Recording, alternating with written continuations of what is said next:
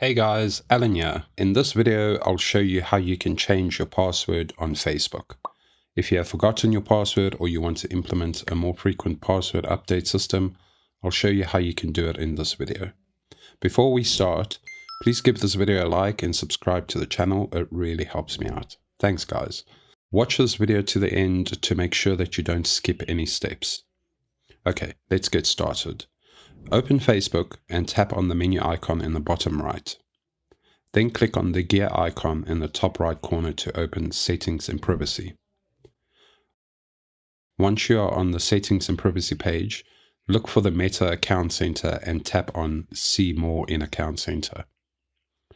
In the Account Center, scroll down to Account Settings and tap on Password and Security. Go ahead and tap on Change Password. Select the account you would like to change the password of and enter your old password and then the new password you want.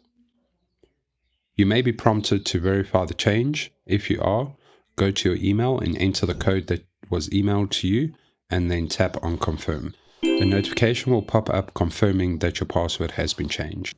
If this video has helped you, please don't forget to give it a like. Until next time, bye for now.